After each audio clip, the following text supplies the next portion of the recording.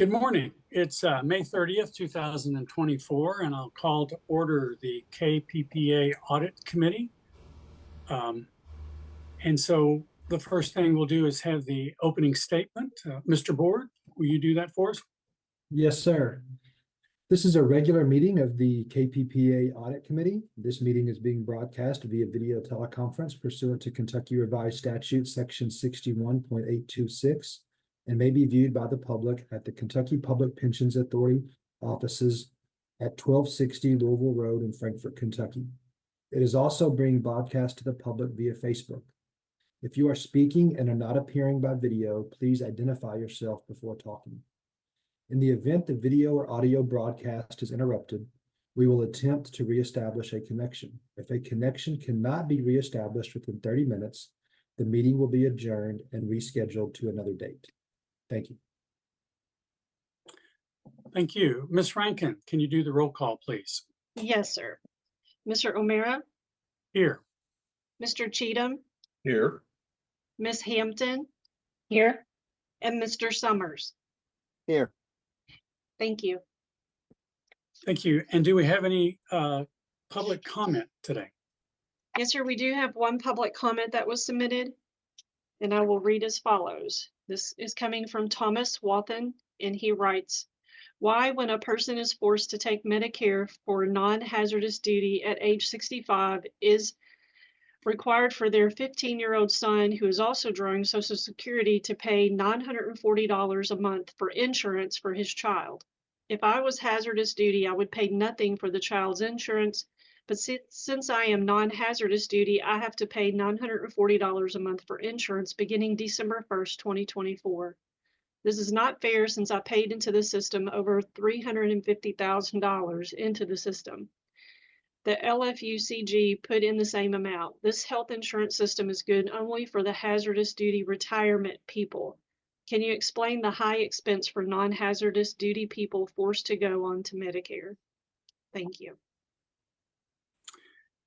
Thank you very much for the public comment. We will be sure and refer that to the Joint Retiree Healthcare Committee, who is much more familiar with the healthcare plans. Thank next. you.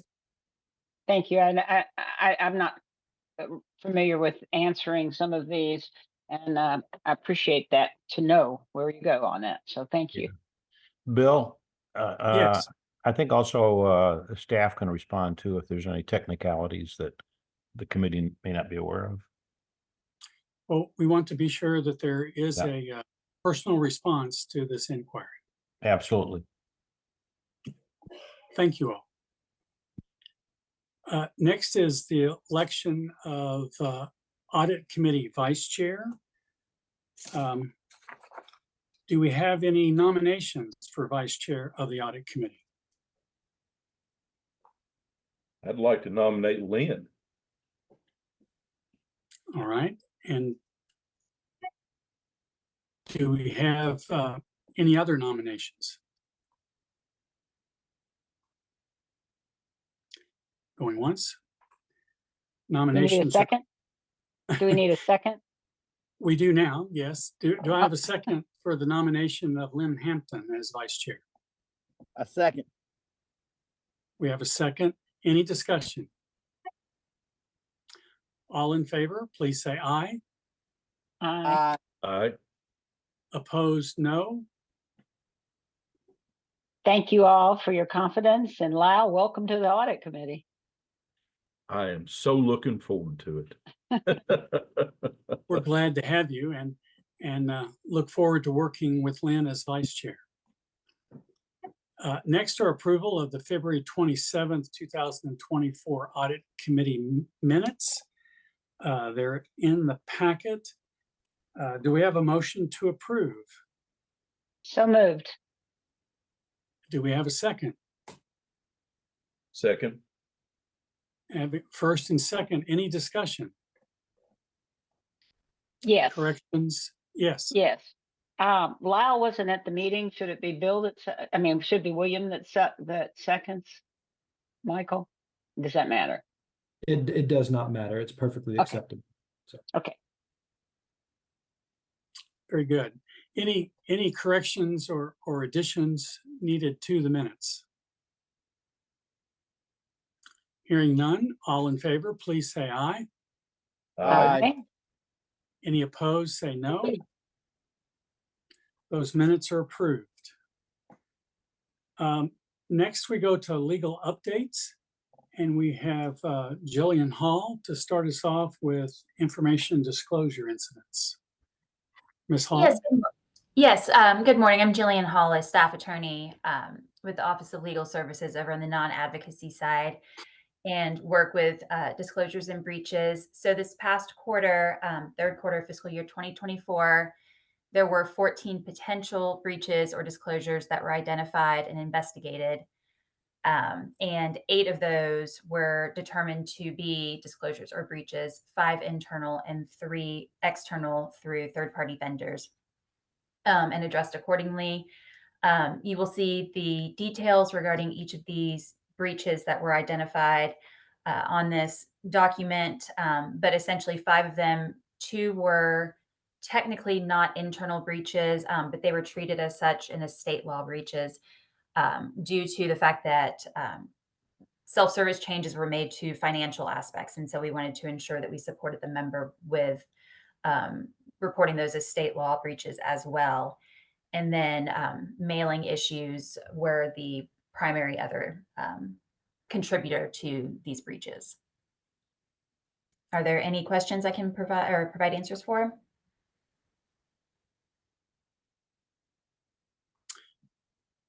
All right, Jillian, we appreciate the update.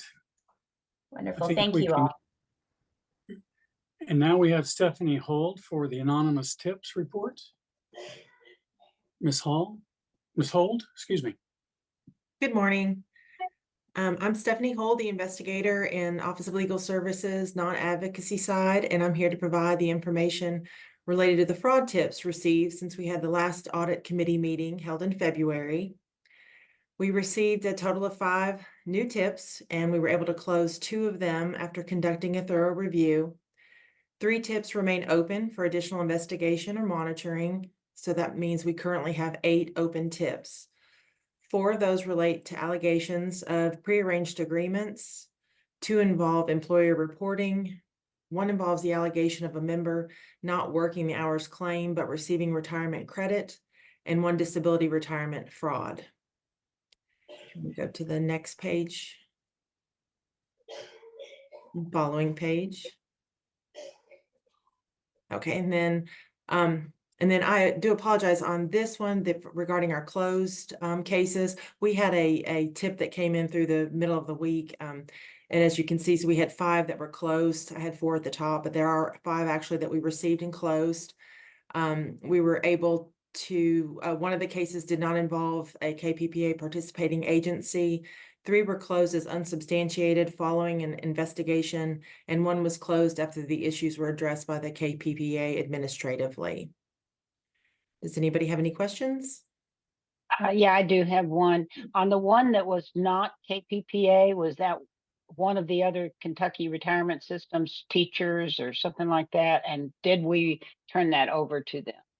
Actually, that was the last one that we received, and so it was a private business employer. Okay. So they wasn't teachers or anything, and we do, when we're able, we do share information to any related agency that would need to know. Thanks. Mm-hmm. Any other questions? Thank you, Ms. Hold. Now as a follow-up from question from previous meeting, we have an update on emergency plan. Ms. Atkins, can you introduce everything for us? These were questions that you guys had asked specific to disaster recovery and business continuity. And Dominique McKinley is our Director of Enterprise and Technology Services. She's going to present those answers. So Kristen had forwarded me some questions about the specifically about the last time we had emergency tests performed. So we do a disaster recovery exercise yearly in our test environments as well as our production environment. The last one was performed back in February. That was a successful test. So we take the weekend, we perform the technical side of things, and then on that Monday we save kind of as a recovery date in case we need it. Business users are involved. We have a very kind of formalized testing script that we go through, checking certain systems, business processes, etc. I'm just looking over my notes here. So we do fill over. We use a disaster recovery site, and we also test the KPPA emergency notification system. So we have a system that we can send messages out to staff in the event that they can't access their, it goes out via text message. So if they can't access their computer, email, etc., we have another way to communicate with them. So we also test that during that time too. And then I believe there were some questions about the Louisville office. Since we don't have a Louisville office, do we have a designated backup location? So we kind of changed when COVID came with the ability for everybody to work from home. We used to test, going to that site, using computers there, using the phone system there. Since 2020, that structure has changed.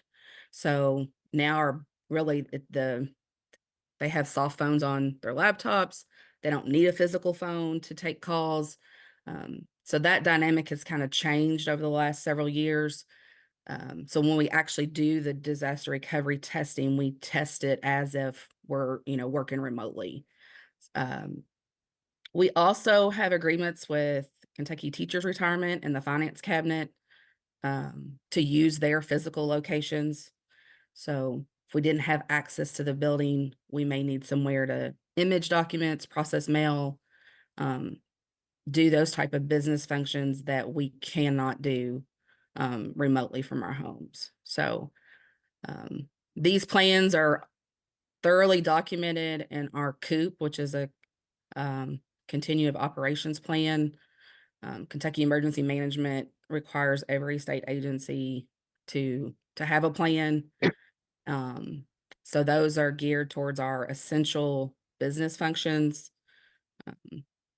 We review those plans, and we also have a disaster recovery plan, which has all the technical background information in it, systems that would need to be brought back up.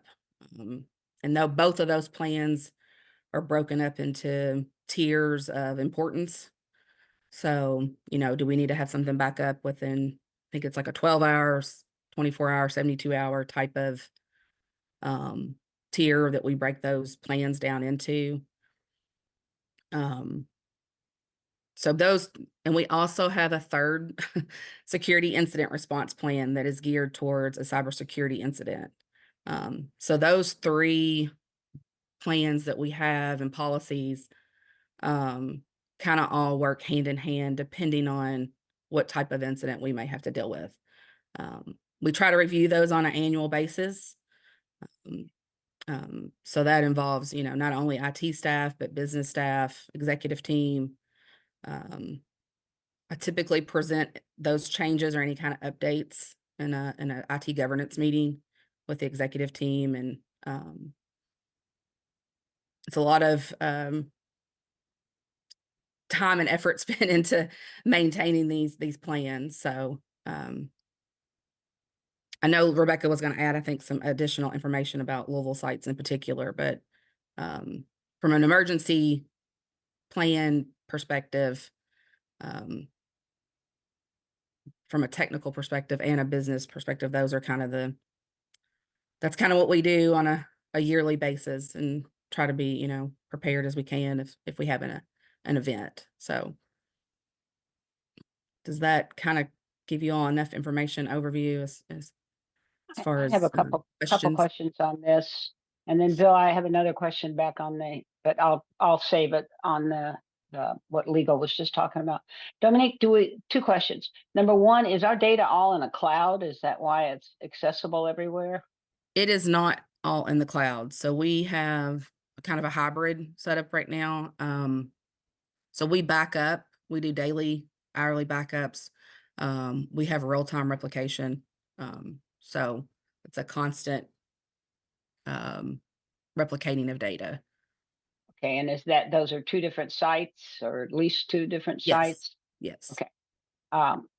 The second question is, do you ever do a surprise? Like, guess what? Everything's down today. We have not ever done that. It's usually a planned event. I don't know that we would feel comfortable doing that in a production environment. But we have talked about doing that, something in like a test environment, but Yeah, could I Uh, add? Let uh-huh. me add here to that answer is that they do tabletop exercises, which are basically the surprise. So they can That is talk true. through it. They have a person off the security team who comes up with a scenario, and everybody at the table is surprised by whatever the scenario is.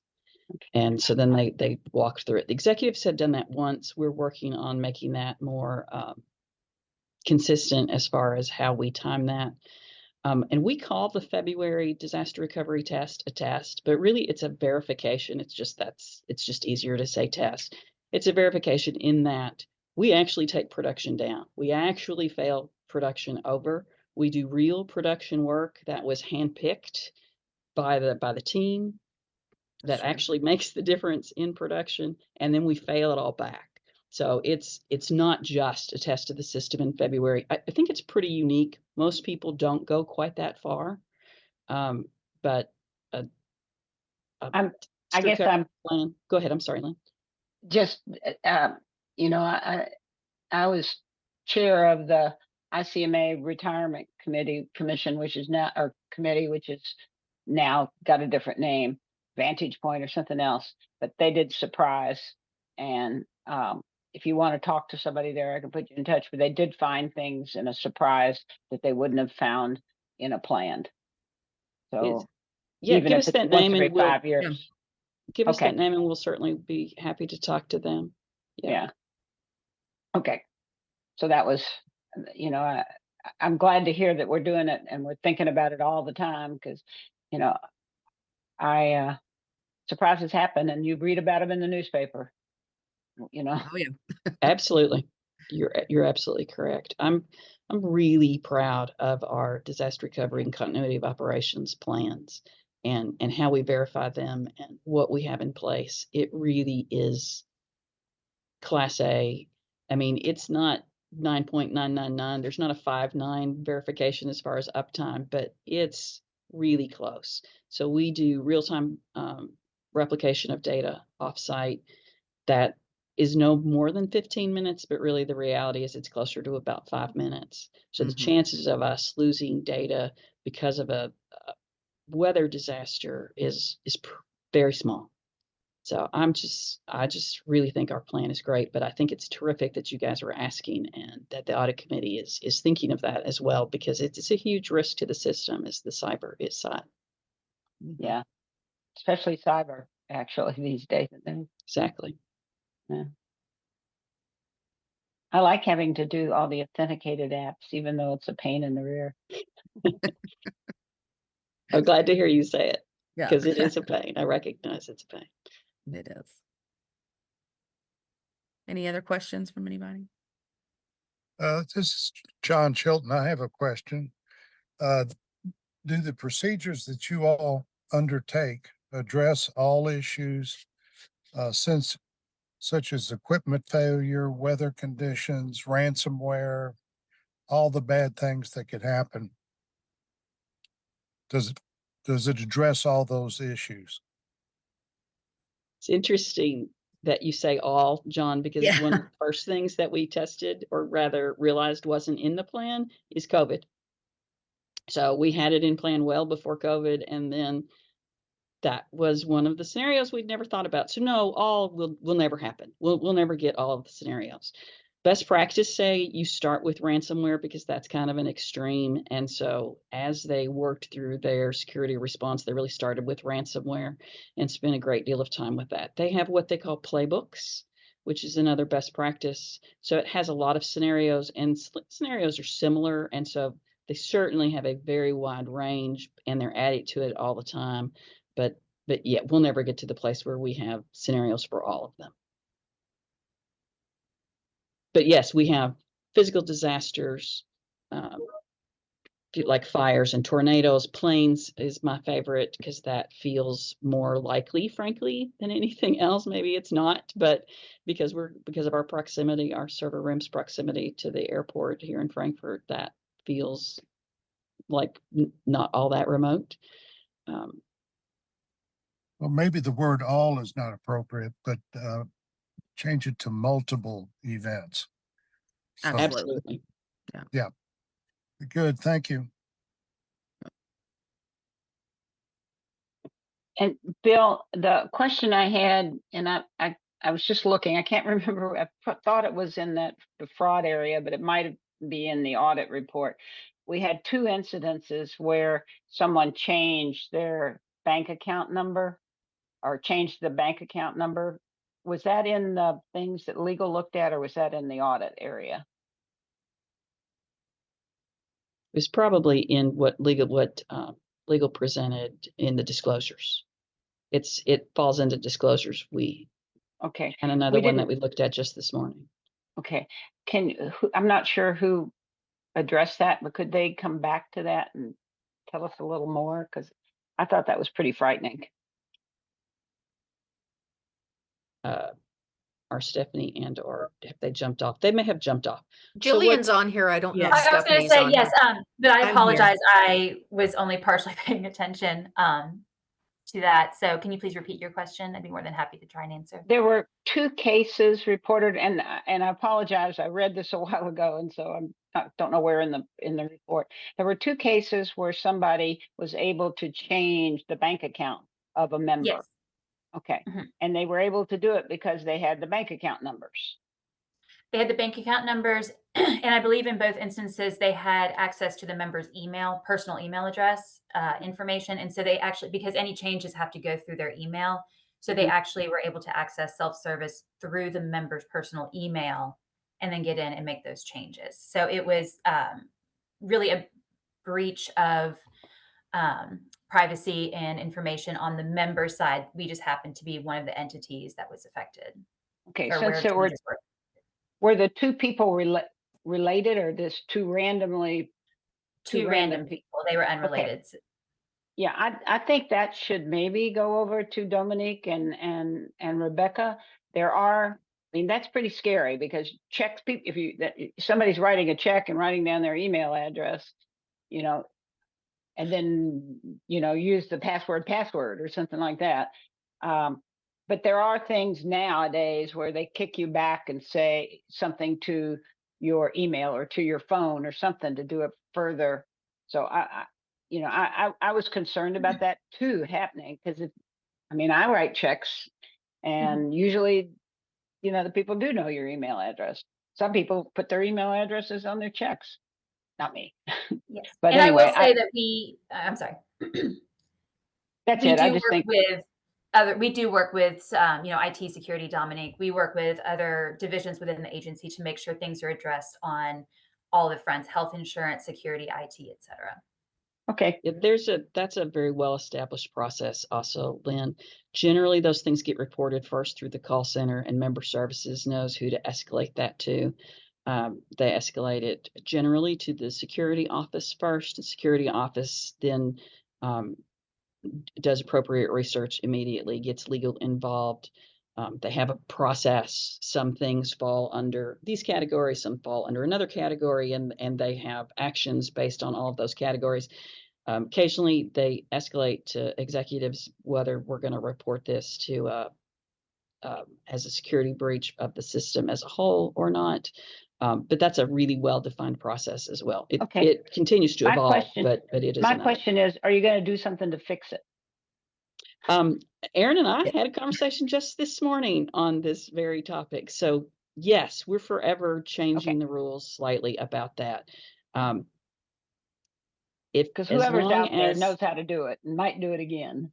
Yes, and we also talk to outside entities about best practices and what others are doing. We get that information from conferences. We share with other pension Okay. systems and what they're experiencing. So we're attempting to stop it in every direction, but as long as there is identity theft, it's a real risk, and it likely will continue. The one-offs here and there, that's it's significant. And I'll just add that we take additional measures as far as when an account is updated via self-service, a bank account or something, we send out notification via snail mail to the members, and so we've implemented additional steps to ensure that the member is aware of what's going on in the account. And if I can add from the legal side, I know that when we get a lot of the stuff, sometimes what we find out is the members share their PIN and password, and they give it to each of their 3 kids because they want help, and we're never going to be able to stop that, Lynn. I mean, because if people have the passwords, if people have the PINs, they can get in, they can change it, and sometimes it is a family member. But just as Erin said, legal is often brought in if there are changes made frequently and often. Yeah, I don't think you all are familiar with the checking that I'm talking about, where where literally I get, if I sign on to my account at Schwab almost daily, it's almost like the Authenticator app. You get something like that back. So Yeah, that Lynn, it- I was you gonna can't- add, we're actually working with a vendor. Okay. We have we're calling it a security enhancement project through the self-service. Since we are driving members more through self-service. I know exactly what you're talking about as far as like an additional multi-factor authentication step. Yeah. Thanks, Also with Dominic. these incidents, we document through a security incident reporting. I'd be happy to share that with you offline if you want to see the steps. I mean, specific to each case. Just tell me when it's done. How's Okay. that? Perfect. So Okay. this has been ongoing for the last couple of years as we have seen an increase in fraud.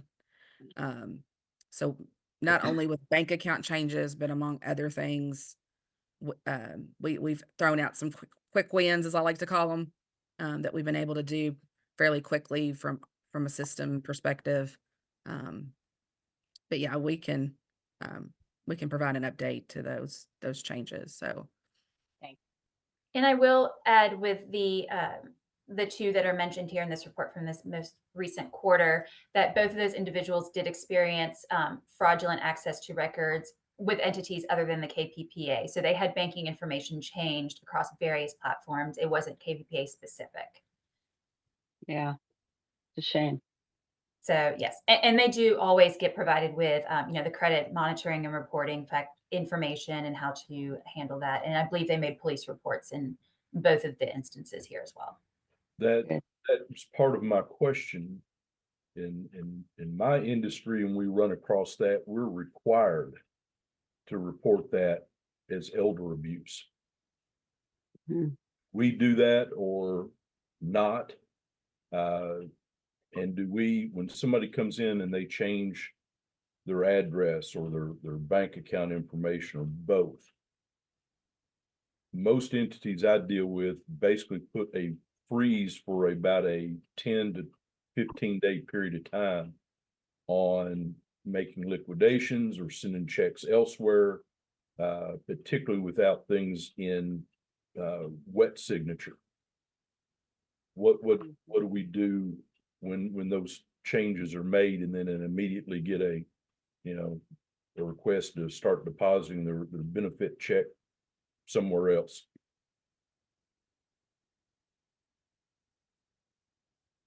And I believe that may be a question for somebody slightly above my pay grade to answer that. As far as the reporting, I'm not sure from a legal perspective either, but we do have the capability to lock members' accounts where they cannot access them online. They would have to meet with a counselor. So there are additional steps there. So Mr. Cheatham, we also have safeguards in place, like you were talking about, as far as if an address change was made in self-service and a direct deposit change in the same day. I know that there's reports that get sent to staff to investigate further on those things, and it might even be that they can't do both of those actions in the same day, but I know that there is reporting that goes to staff to investigate further on that. And I know that we the have, earliest issue, I'm sorry, I didn't hear your question, sir. and are we actively reporting these incidents as potential elder abuse to authorities or not? Jillian, can you explain the reporting under the reporting as far as when these breaches occur? Sure. So in situations like this where a member's banking information was changed, under statutory law, while technically it is not a breach within us, we do want to treat it with an abundance of caution. There is a list of people we are statutorily required to reach out to different agencies throughout the Commonwealth to report this. And we do have a system in place to report to Adult Protective Services when there are situations that raise alarm, and that's part of our state reporting process that we do there. I understand we've got a legislative responsibility. Doesn't mean we can't go further. I'd like to see what that legislative reporting requirement is sometime, please. Absolutely. I'll make sure that gets to you. Do you want Stephanie to pop back on here? We had a recent case and she can explain the process that we went through in reporting it to CHFS. Or Mr. Cheatham, she can just contact you directly to explain it because we don't want to give too much about a member's. I'm happy to talk to her. We don't need to get into that in this meeting. I'd just like to know what the requirements are on our behalf versus what I'm seeing in the private industry. Okay, I'll have Stephanie contact you afterwards. I raised a question this morning on a case we're dealing with, but do you have a sense of how often these breaches are by known parties? A child or somebody that would have access to their information? I don't have that information offhand, but I can certainly find that out for you. I just, I think you expect it's more likely that it is somebody, kind of an inside person that would have access, but. Interestingly, those that we have investigated recently tend to be more from unknown third parties. Is it? Okay. The two areas that I've seen, Dave, are either family or people that have been hired as caretakers. It's unfortunate that, yes, Mr. Cheatham, we see a lot of that in a lot of cases that is what happens, unfortunately.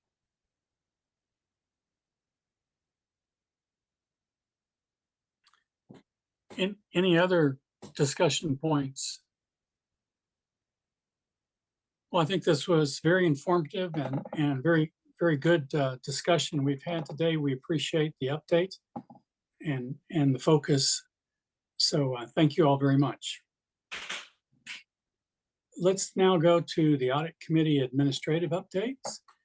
And Kristen, could you and your staff walk us through these? We would be happy to. Good morning, everyone. Before we get started on the charter for the audit committee, I just wanted to let the committee know we have had an intern start with internal audit. He started with us on Tuesday. We've had great experience with this program, and we are looking forward to bringing in another intern and working with him over the summer. And you may even get to see him some this summer. Not sure what he'll be doing, but I'm sure some of you will get to interact with him. Good to hear. Thank you. So the first thing that we were going to go over today is the charter for the KPPA Audit Committee. There are no major changes from what was approved last year. This first change that you're seeing is just a statement on how we're defining KPPA, since it's used a couple of different ways within the document.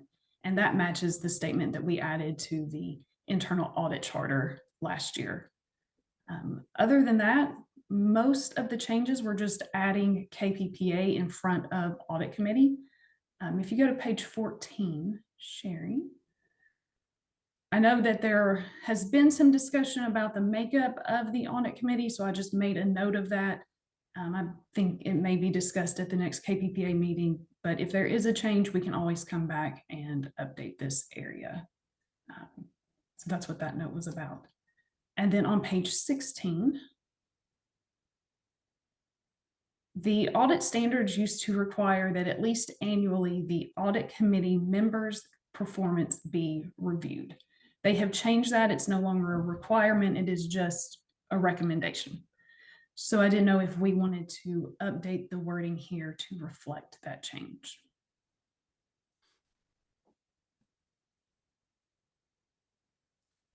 Do you know? I would feel, I'm sorry, Bill. I was going to ask if there'd been an audit committee member review in the past that you're aware of.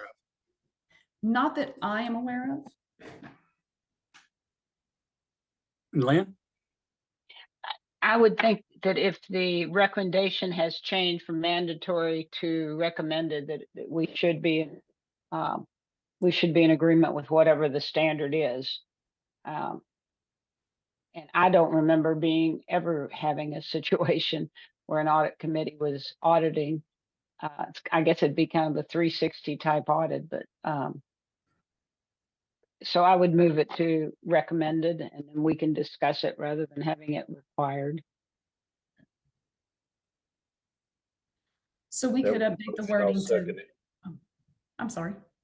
If that was a motion, Lynn, I'll second that. Okay, I'll make it a motion. Okay, I have a motion that's first and seconded. More discussion? I guess I would ask if there were a model that could be referred to on how a member performance review is made. And if so, if that could be distributed to the members for review. There is actually a template that can be used. I will send that out to the committee this afternoon. Thank you. Any other discussion? All right, we have a motion to make it recommended and first and seconded. All in favor, please say aye. Aye. Any opposed, say no. All right, we'll go with recommended. I will make that change. Yeah. Mr. O'Meara, if I may, I just want to note that I see Mr. Summers' camera is off for the purposes of voting. Mr. Summers, you will need to be on camera for voting purposes. Aye. Okay, we've There got it you. is. Thank you. Thank you.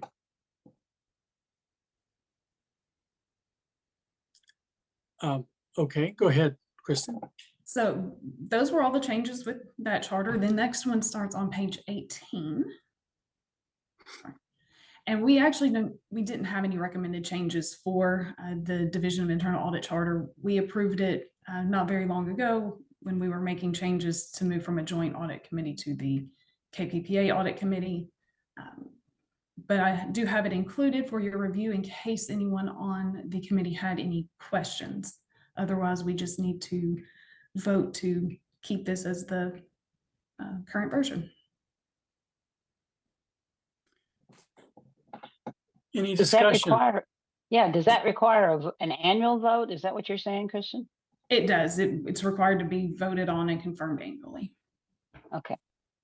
So do I have a motion to approve the amendments to the charter for the audit committee and the charter for the divisional internal audit as presented?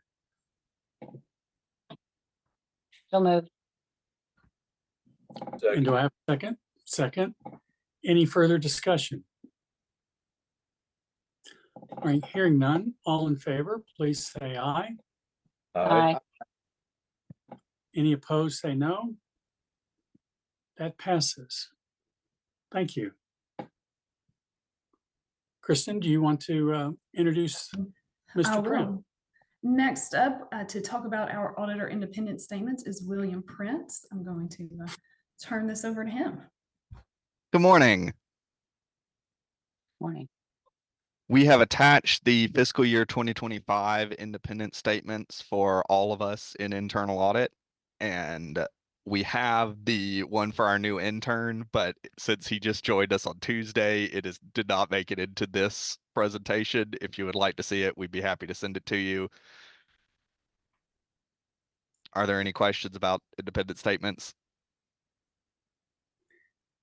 So this is an annual exercise required, Yes. and they're being presented to the committee for informational purposes. Is that correct? Yes. Anyone have any questions?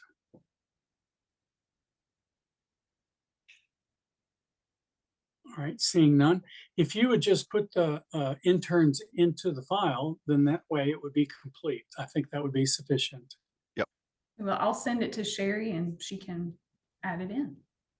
All right. Thank you very much. I think next up, we're going to have Matt go over the internal audit budget. Yeah, good morning. If we're on page 48, perfect. This is our budget for budget to actual for Q3 of fiscal year 2024. Currently we are on track to finish the year at or below our overall budget. If there's no questions on this, I would like to jump to page 49, which is our proposed budget for fiscal year 2025. This has been shared with Mike Lamb for the use in the development of the overall KPPA budget. Below the budget are explanations for changes to employee salaries and retirement contributions. If there aren't any questions on this, this budget must come to a vote. All right, do we have questions on the year-to-date current budget or the proposed FY25 budget? I have one clarification that you have coordinated this with Mike Lamb, who's been putting together the entire budget. Is that correct? That is correct. Okay. And then on the salary line, it has reference to some anticipated or proposed increases or reclassifications. Those would then need, this isn't approving those, it's those would then be brought to the committee separately. Is that correct? This would not be approving those reclassifications. Reclassifications of employees is not something that's currently required to be approved by the committee, but we can certainly do that if that is something the committee would like to do.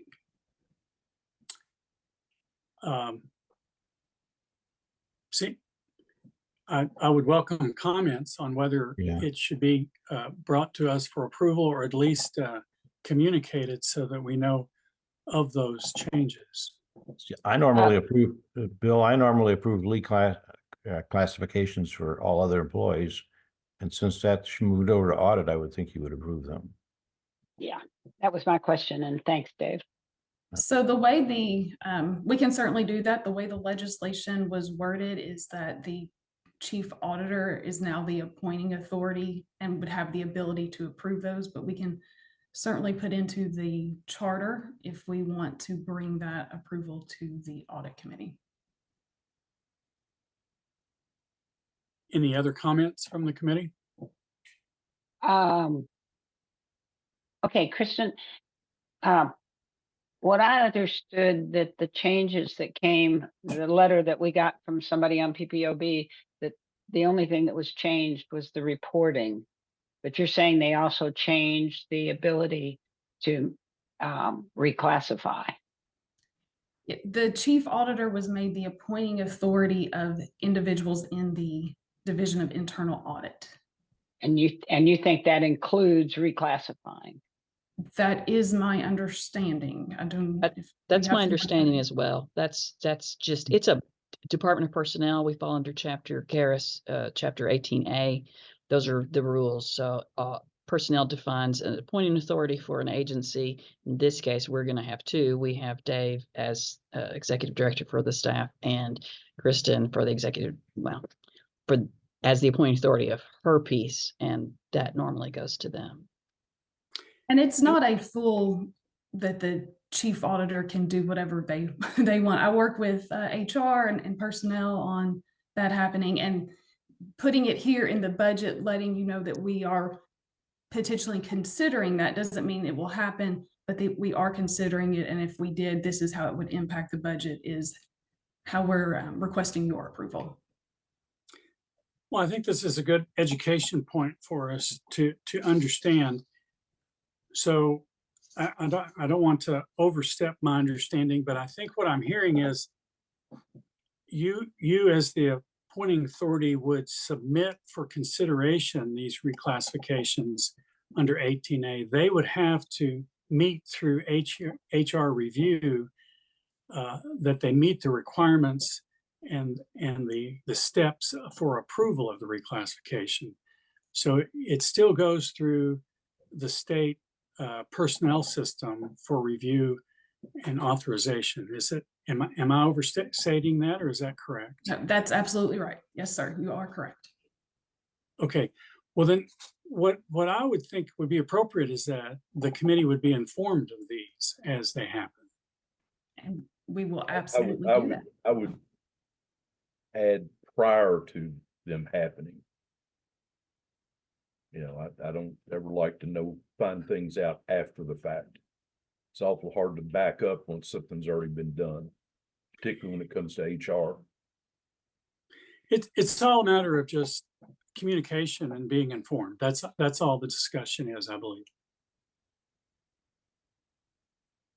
And we can definitely add that. And in light of this discussion, internal audit has a job opening that we are hopeful that we're working with HR to get posted soon.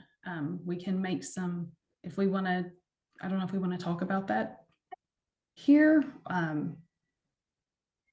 don't know where else we can talk about it. Is it Madeline that left? Is that correct? Melinda left. Melinda, yeah. Yes. No, I think that's good information for us to know, so that we know the staffing and what personnel steps that are in process. So thank you for letting us know. Yeah. So we've been working with HR. We're looking at a section, nope, it's not section anymore. They changed it. An administrative supervisor position. The internal auditor position, which is what Melinda was in, had a supervisory role to it. So this is replacing that position. It's just a different title. Again, going through the personnel review under Yes. 18A, is that correct? That is correct. And in fact, when I say we are talking about it, I mean we have literally just talked about it. We haven't started anything. So Okay. if that sounds good with the committee, we will continue down that path. That's good. Yes, thank you for the update. Mhm. And we will be sure to keep you updated of any other changes. Any other discussion related to 24 year-to-date or FY 25 proposed budget? And do I have a motion to approve the FY 25 budget as presented? So moved. Second. Having first and second, any further discussion? Hearing none, all in favor, please say aye. Aye. Aye.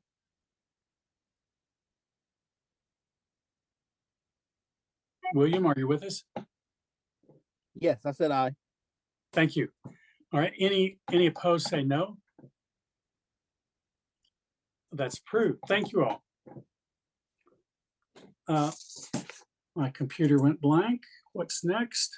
Next up is the status of current audit projects. We're going to let Matt keep the floor and talk about that one as well. Yeah, on page 50 is the, let's see, the current status of our internal audit projects.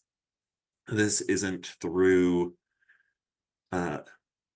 the end of quarter 3, but rather through the end of April. The projects where hours worked have exceeded our estimates are highlighted in red on the far right, with explanations for variances presented in the bottom left. Does the audit committee have any questions on that?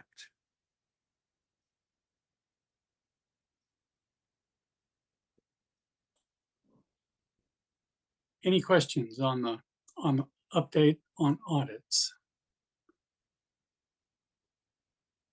Hearing none. Thank you very much. Awesome.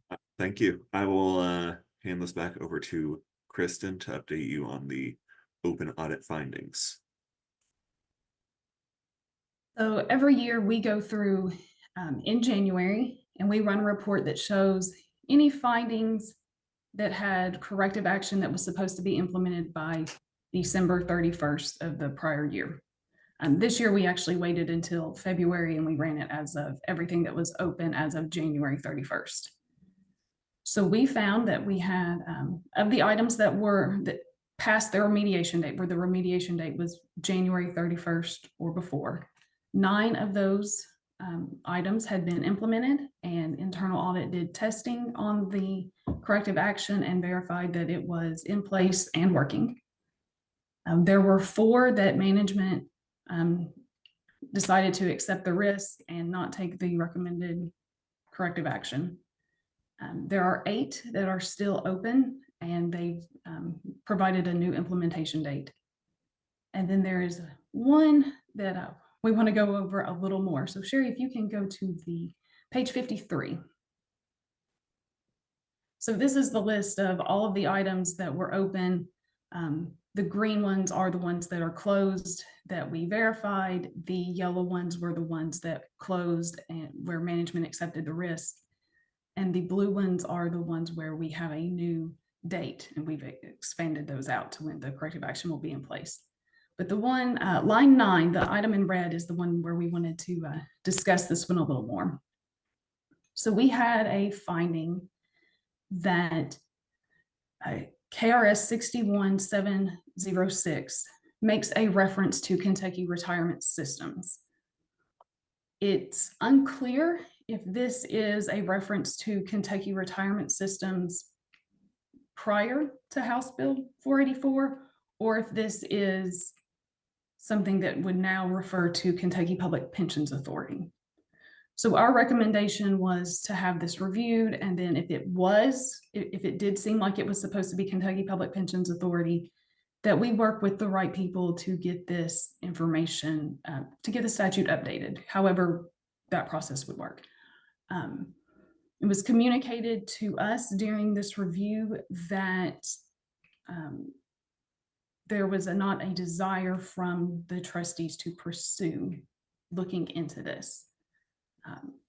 So our request is so that we can mark this for our files and close it. If that is the stance, just a vote that no action is going to be taken on this item. Michael, do you want to weigh in on this? I'm happy to if the committee would like me to. Yeah. Just kind of last year, and Kristen, you may have to refresh my memory on the date this was presented last year. I don't remember the exact date of the meeting when this was presented. But when this was presented and reviewed at that time, one of the members of the committee advised that they wouldn't spend much time on this specific finding, just because the statute that's referenced here, 61706, It creates a trust fund that is housed in and ran and managed by the Finance and Administration Cabinet. And the committee member referenced that they had kind of done a deep dive into that, and I think that trust fund had been utilized one time, and very small instance for a few dollars, where a legislator wanted to give some travel per diem money or some kind of money that they had gotten into that trust fund to get to us. But it was such a small matter, it only ever been used one time, that the advice from that committee member was not to spend a lot of time on this. And so with that advice, that's kind of the position that, since this was assigned to legal under my oversight, that's kind of the position we took, was we weren't going to dig into this and work with the finance cabinet in the legislative session to chase down changes to this, to get some clarification in the statutory language. But if that's something the committee wants us to do in the coming session, we're happy to do that as well. So I do agree with Ms. Coffey that we, whatever the committee wants here, I'm the one that provided her that input based on that last committee meeting. So I'm happy to do what is desired.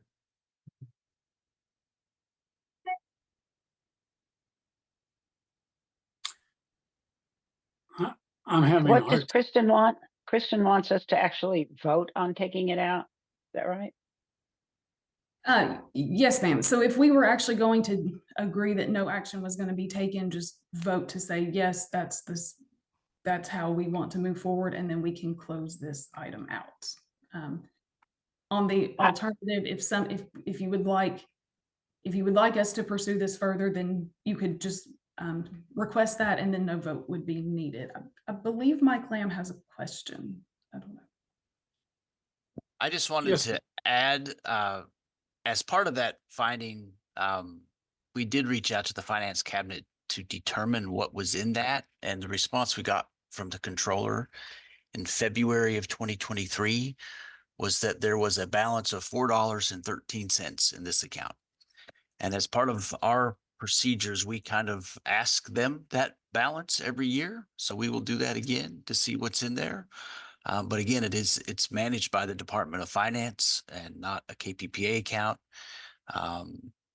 But we did inquire as to how much was in there, and it was just over $4. I would make a motion that. Can I have a question?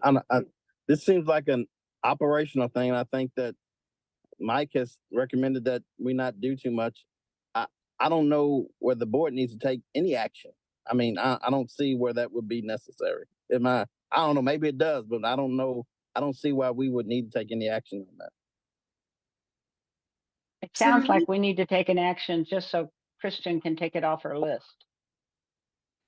That is the reason I was requesting. So if management comes in and says they're closing it, they've looked at it, they want to close it with no action, we can do that. But since the recommendation to close this came from a trustee, that's why we felt we may need a vote to close this one out. I will make that motion. Mr. Egert has his hand up. Yeah. Just one more input if I could. We have gotten feedback from the legislature the last few sessions. They are pension fatigued. And they just say, unless something's really necessary, please don't bring it to us. Yeah, I have that same thing to talk about later on we talk about the housekeeping bill. So I made a motion, Bill, that we just table this.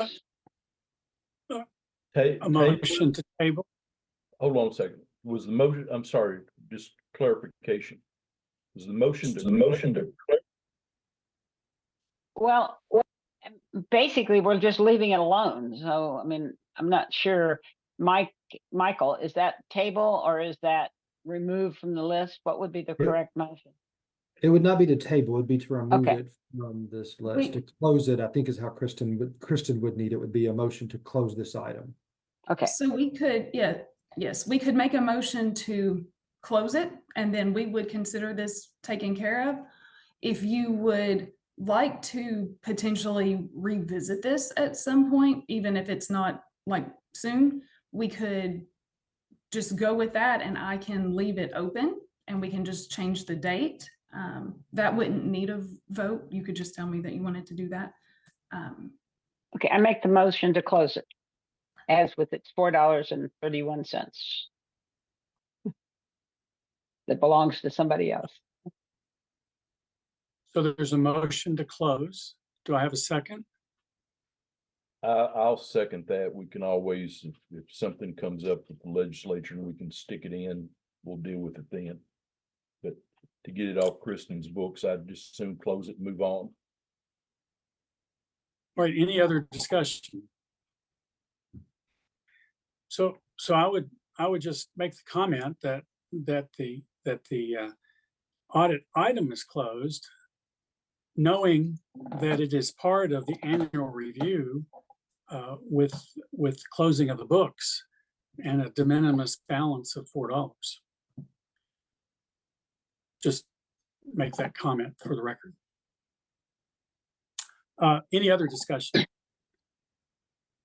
Hearing none, all in favor, please say yes.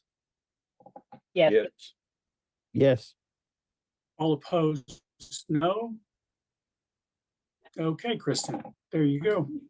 So Sherry, the next item doesn't have a presentation. So we have, earlier this year, we went, internal audit did a self-assessment, and we presented those results to the board when it was completed and explained that external auditors would come in and review that and do a validation. Those auditors will be here June 11th through the 14th. They will mainly be doing remote work. They may be on site one day. They will likely, and when I say likely, that's almost certain, sending out surveys to some executive staff, the audit committee, just to get feedback. And they've requested that I share that information and tell you that anything that you send in will be received by them. It will be shared only with those external auditors, and it will help them when they are completing their assessment. So any feedback you can provide, any engagement you can have with them would be greatly appreciated. Good. So now just to review that you all did your self-assessment and we have invited a third-party peer review, and that's what this stage is. Is that correct? That is correct. And their results will be presented to the audit committee as well. All right, thank you. So do we go then to issued reports and memorandum? We do. Before I turn it over to Madeline to start, Sherry, can you go to page 64? So we have a new member on our audit committee. So I wanted to go over the format of these reports, just for the benefit of the members and anyone else who may be new to these meetings. So on our first page, we give an overall opinion. We tell if the items, if the process is in compliance with statutes and policies. We give a statement on whether the internal controls are working. We give a high-level overview of the findings, and then we list what else is in the report. And Sherry, if you can go to page 65. The second page of our reports gives a list of the acronyms that we use. It tells the objective of our audits, if there were any recommendations for future audits that we noted during the audit, and then a note on the use of the report. Sherry, if you can go to the next page. We then have Appendix A. That's where you will find the detailed findings and recommendations that came from the audit. Page 71. Appendix B shows any of the risks that we identified for the process under review, the control that the agency has established to mitigate that risk, and we tie it back to the COSO element since it was requested that we follow COSO. We also give a summary of how we tested that control and then the results of that testing. So if there was a finding, it will reference you to the correct finding in Appendix A. And if there were no exceptions noted, it will tell you that in the test result. And then Sherry, if you can move to page 74. And then we include Appendix C, and that is a background of the process we've looked at. So this gives the reader just a detailed explanation of the process and how it works. Sometimes we also include charts, graphs, if it helps explain the story. This was about legislation implementation. There weren't really any graphs that were as helpful with this one. But I just wanted to give everyone an overview of how the reports work. We are always open to receiving feedback so that we are providing what the committee members want to see. So as you're going through these, if you ever think of something you want changed, happy to discuss it in a meeting, or if you think of it outside of a meeting, please reach out to me. We can add information, we can edit what we're presenting. We just want to make sure it is what you need. So if there are no Lyle, are you familiar with COSO? Vaguely, yes, ma'am. It might be not today because it's a little longer than today. Maybe provide Mr. Cheatham some information on COSO and how it's in the charter and thing, but where it came from and things like that. We will do that, absolutely. If there are no comments about the format right now, we can go back to page 55, Sherry. Thank you. And I will turn it over to Madeline. Hey everyone. So I have two projects to present to you guys. The first one is, so it shares on the right page. This project was about normal and early retirement calculations. We didn't find any reportable issues. We just had one issue that was handled in a management letter, which is on page 62. And this issue has already been resolved. Basically, what happened is the employer sign-in credentials and the PIN were compromised on the employer side of it, but ERSI handled that situation correctly. And the only problem we had was that the process that they followed was not documented, but that's now documented. So this was a pretty clean audit, and we got a lot of help from James Isaacs in benefits. And we also got a lot of help from QA to answer questions, because this was started by Melinda. And so she was learning it all new, and they helped her quite a bit to learn how to manually recalculate a retirement benefit. And so are there any any questions about this project? I guess not. So Sherry, let's move to page 64. Thank you. All right, so this, like Kristen said, we were here just a little bit ago when she was explaining the setup of reports. So this is about how do we implement new legislation, and we have 4 findings from it. This is, and so let me walk you through the findings. Starting on page, sorry, I didn't have 66. Thank you. Well, for this project, Sean Sparks, the division director of communications, was pretty vital because of the tracking worksheet that he makes. He sends it out to everyone in KPPA and also some outside parties who are interested in the retirement related legislation, and also it's sent to the trustees.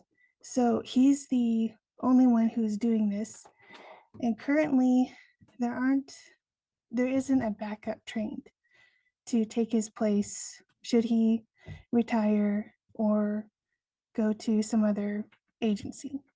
So this finding is just about setting up a backup and some other solutions. We had 2 recommendations there. Any questions about this particular finding? Okay, I guess not. I'm going to skip the second one for now. I'll come back to it. And then for the third one, which is on 68. So this one is about we at legal, which we worked a lot with legal and the executive management team who creates the housekeeping bill.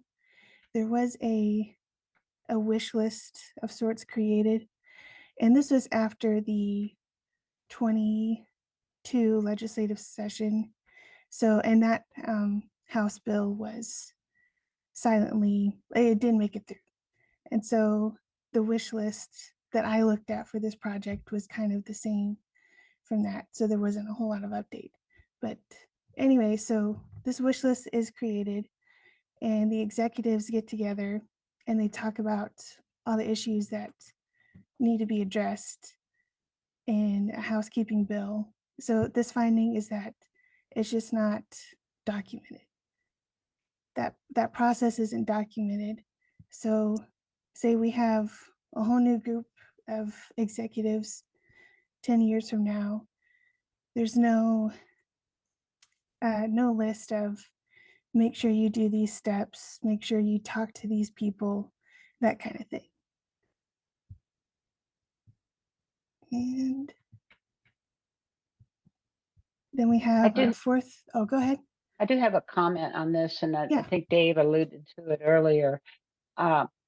I understand what you're saying here and really makes sense, but we're not going to have a housekeeping bill, but we will have legislation.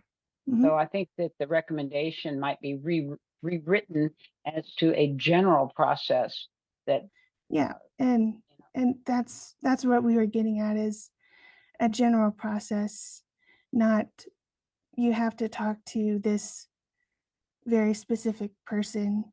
For example, Anyway, so get rid of Mhm. the discussion on housekeeping and just talk about it as legislative changes in the future, because there won't be a housekeeping bill. Okay. Does that make sense? Mhm. Okay. Are there any more questions or comments about this particular finding? Or anything? Thanks, Madeline. Okay. Move on to the last one. And then I'll go to the second one. But so this one is so on that wish list for the housekeeping bill, should I guess a housekeeping bill continue? I wasn't aware that there were discussions of the housekeeping bill being suspended. So this is all based on prior I'm going to months. step in for a minute, Madeline. Sorry. Yeah, go I ahead. think the way that we have, to Ms. Hampton's point, I think when we were coming up with these recommendations, and we do reference the housekeeping in a few areas, we can definitely look at that. Our hope was that if these get put into place, it wouldn't be just for housekeeping, but for any legislative change that may come. This process could be applied to any legislative item that's being looked at, and not just specifically the housekeeping bill. But we can definitely make sure that that is clear moving forward. Yeah, I think the issue with that is that we don't write any other bills. You know, the housekeeping bill is really the only thing that it would be extremely unusual for staff to come up with a bill that's not a housekeeping bill. That normally comes from external stakeholders. So I think the housekeeping bill, if you're talking about how are you going to brainstorm these ideas and come up with it, that really is specific to housekeeping. How we track and implement is specific to non-housekeeping and housekeeping. Rebecca, what would you say as it relates, let's say House Bill 8, which we were heavily involved in from day one. I mean, I think there are still situations where it's not going to be, I don't know is it our bill? I would have said maybe, yeah, it's our bill. I agree. It's an anomaly. I mean, I've been with Yeah. the pension for 32 years, and that's one Yeah. of the few that I've ever seen. That's, Yeah. I don't think we have procedures on an anomaly like that. That's kind of one Yeah. to figure out as you go. How Yes, often in the past, before KPPA, how often did you see a housekeeping bill? Oh, well, we went 6 years without one, then we went 6 years with one every year.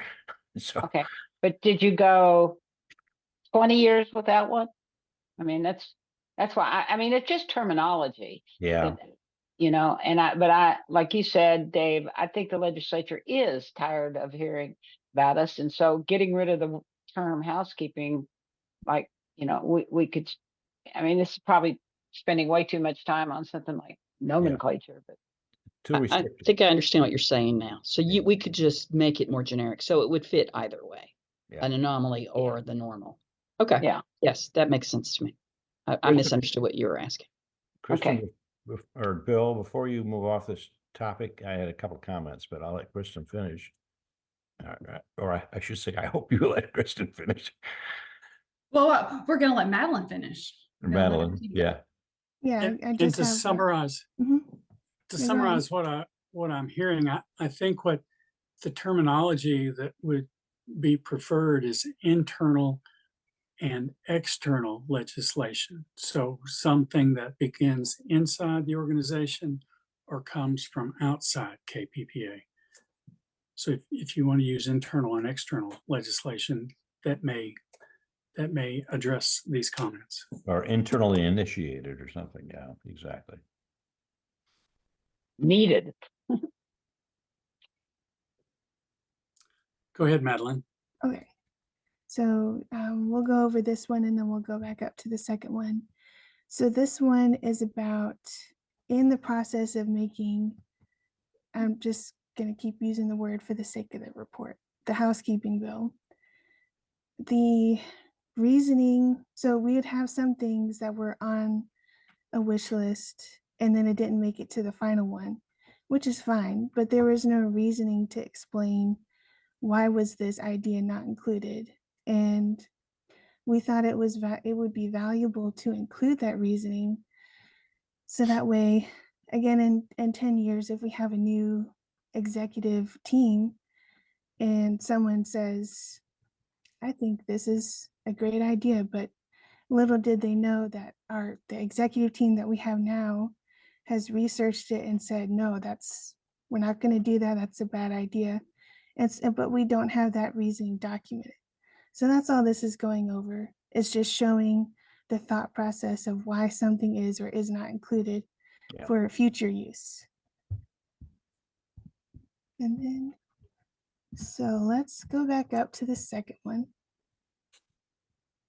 which is on page 67. So I skipped over this one because the special call meeting yesterday from C talked a bit about the criteria in this finding. So we weren't aware that there were conversations about everything that's been quoted in here to be removed from the bylaws of CERS.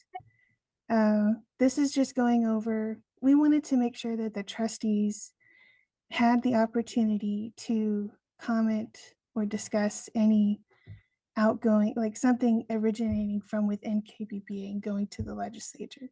We wanted to make sure you guys had the ability to comment or request something be removed or added or changed. And so, well, I guess that's all for this project. Do you guys have any questions about this one? Mr. Cheatham has his hand raised. Yeah. Yeah, Madeline, I just want to point out, we removed the language that you got highlighted, but I think things, and Ed may want to chime in here, because I don't have it in front of me and he may or may have access to it. There is still language in there that the Seaboard, will review, legislative issues. It's not something that just we took totally out of the purview of that language. So, it may be some semantics there that we're talking about, but we certainly are not advocating that we do not have a responsibility to review that from the standpoint of of the C system and our beneficiaries. And Lyle, that is absolutely correct.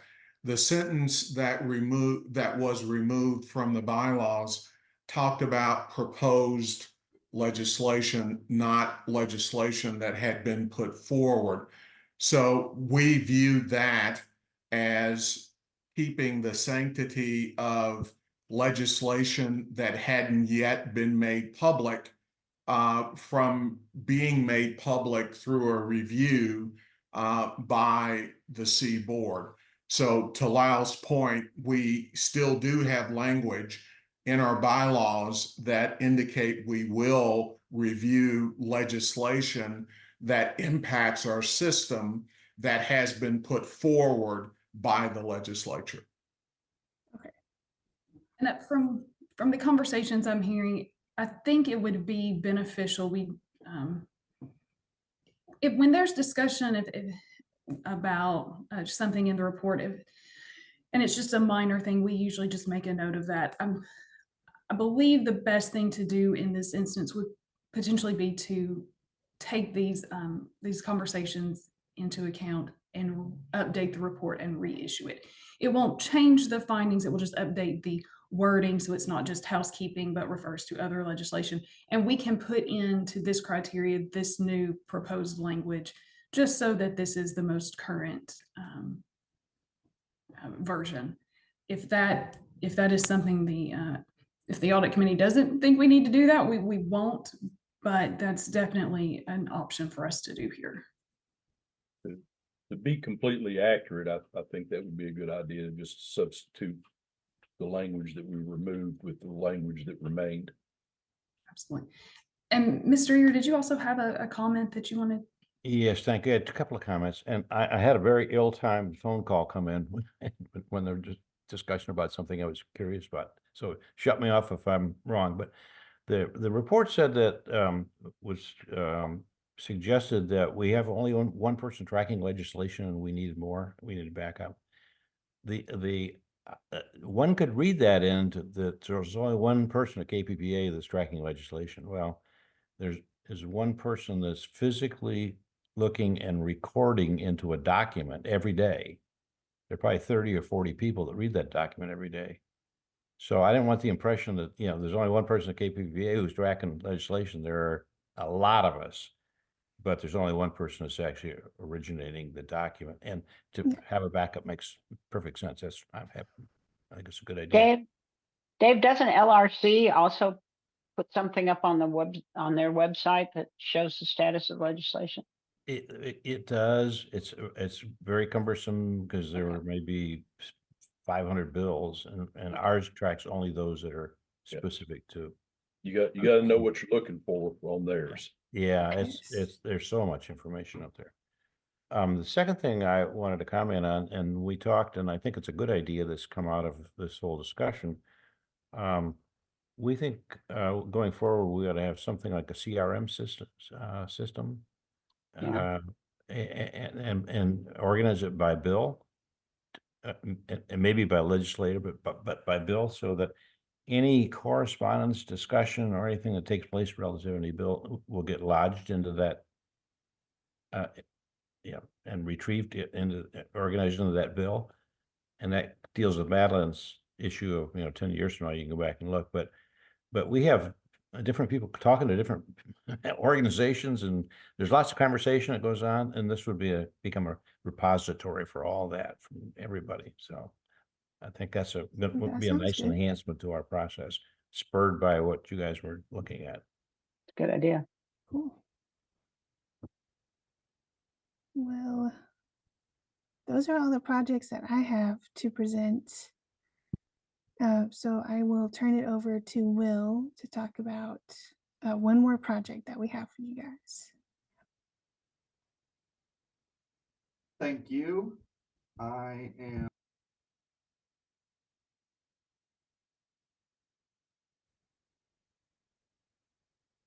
Can you hear me? Yes. Thank you. I'm going to be going over the review of disclosures during correspondence. And I want to start by thanking the Division of Procurement Office Services and IT that we worked very closely with this project. And they were very helpful in all that we did working with them. In this audit, we reviewed the correspondence process, including printing, stuffing envelopes, and incoming and outgoing mail processes, and reviewed all reported disclosures during the scope of this project. Following our review, 2 findings are noted. The first one is on page 78.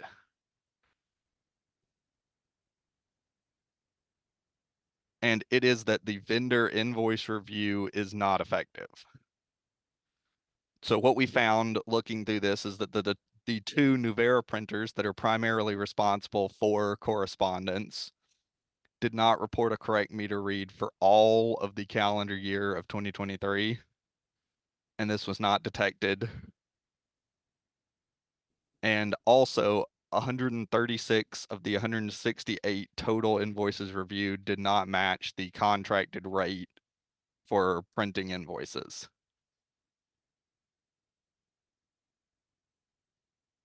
Are there any questions about this finding? Do we deduct the underpayment? Do we deduct that from? That was kind of funny. I thought that internal audit was saying, okay, you owe them money.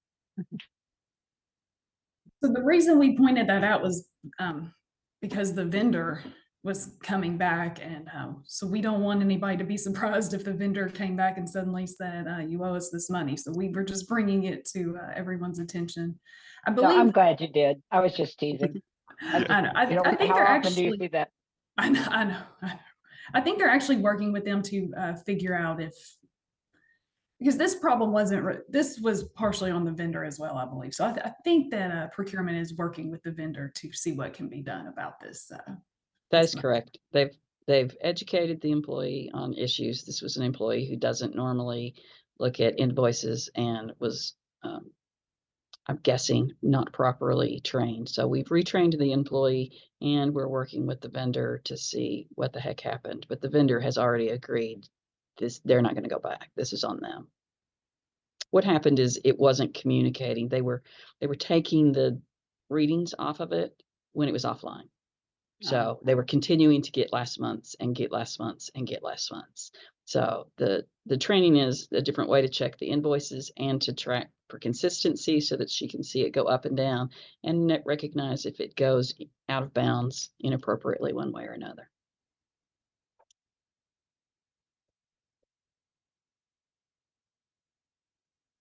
So is this review all invoices or just invoices related to the copier? These were just the invoices related to the printers or correspondence. We So do it's, have it's very specific. Yes. We do have an audit recommended. It's a follow-up audit, actually. It's one that we've done in the past that needs to be followed up on, that would look at other invoices throughout the agency.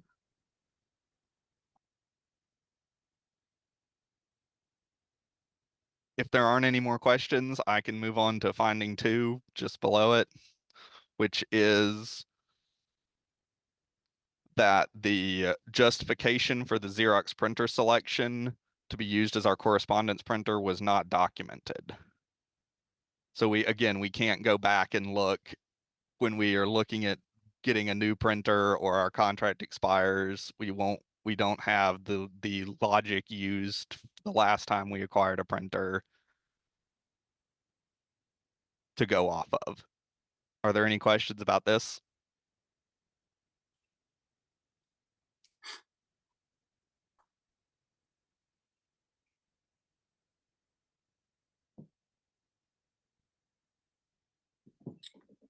If there are not any, Go ahead. If there are not any, I will move on. There are 2 management letters also included in this finding, and they are on page 80. They start on page 85.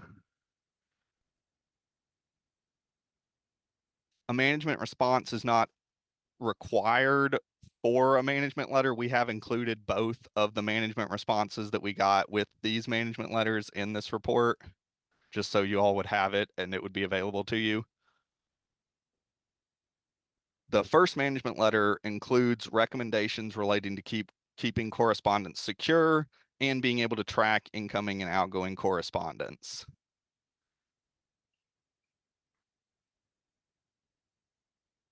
Are there any questions about this management letter?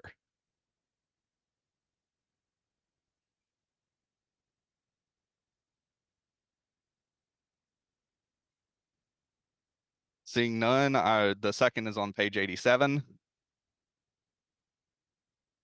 And it includes recommendations related to the tracking and completion of all steps in the process of notifying members that their information was involved in a disclosure. Are there any questions about this?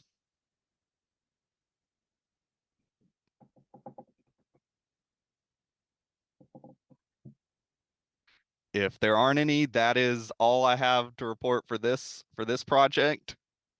But I think I still am presenting after this one with the professional article. So if we're ready to move on to that, let me know. Well, let's hold on.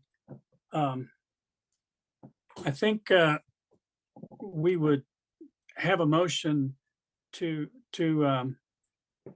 accept the issued reports for the verifying final retirement calculations and disclosure during correspondence. And the implementation of new legislation would be resubmitted. Is that correct? That is correct. That's the motion we would need. Yes. I believe Do I there's have a motion? Bill, I think there's a third one, the retirement calculations. And retirement calculations. Yes, thank you. Do I have a motion to accept those three? I'll make that motion, and William did have to check out. So this is me and Lyle. You're on mute, Lyle. Sorry, I'll second the motion.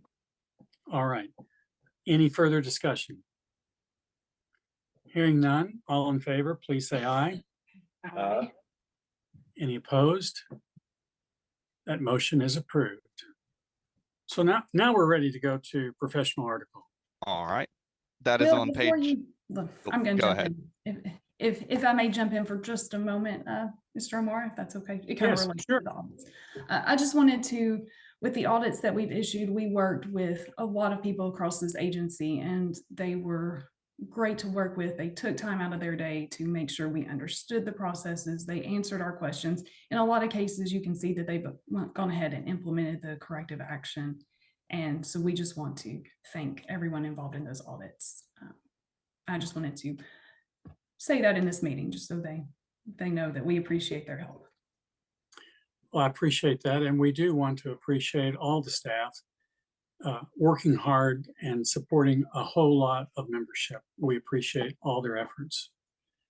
And Bill, I think it would be good for the committee to know that there are now regular meetings with Kristen as the management function that has been delegated to KPPA, or not delegated, that is for KPPA. And Kristen has been very great, and I just want everybody to know it, that we are doing that job. Good point. With the new organization, we're learning and stepping forward, I believe. So all going in the right direction. Okay, the professional article.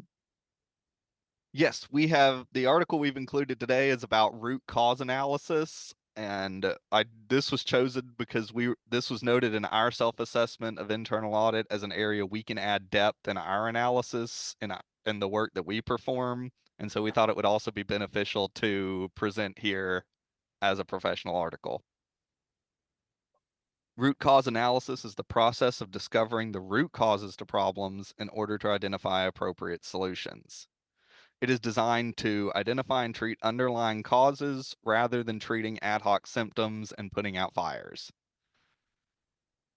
The 3 goals of root cause analysis are to discover the true cause of the problem, understand how to fully fix the problem, and apply what we have learned to prevent future problems. Some of the common techniques used in root cause analysis and outlined in this article are the 5 whys technique of continuing to ask why a problem occurred in order to move beyond surface level answers. Change analysis, where every change or potential change leading up to a problem is documented and determined to be whether it is unrelated, related, or a potential root cause. The third method outlined in this article is the cause and effect fishbone diagram method, providing a visualization of the problem with the problem in the center of the diagram and potential causes and subcauses branching off from the central problem.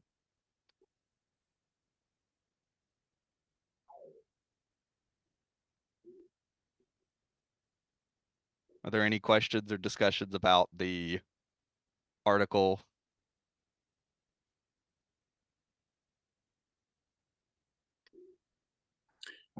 I want to compliment you all for doing the research and having this in your presentation each time. It's good information and good for us to pause and think of these. So appreciate the presentation. I'll be honest with you, I just barely had an opportunity to skim the article, but I found it very interesting because from my experience, it's easy to treat symptoms. It's a lot harder sometimes to treat the cause of the problem. But you know, if you don't, you continue to have the problem. So I'm looking forward to reading that article a little bit more in depth. I really enjoyed this one.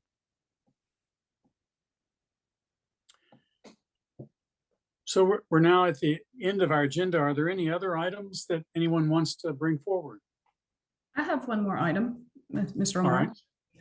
I want to thank the committee. We've got our new audit committee for this fiscal year. I think the meeting today has had a lot of great discussion and engagement, and that really helps my team make sure we're bringing what you need, and we really appreciate the engagement and feedback. So thank you. And thank everybody for their time in contributing to the meeting today, as well as the members. And if there's anything else, if not, I want to thank everybody for their time. Time is valuable, and we put it forward today, and we appreciate that very much. And we'll call this meeting adjourned. Thanks again, everyone. Thanks, Bill.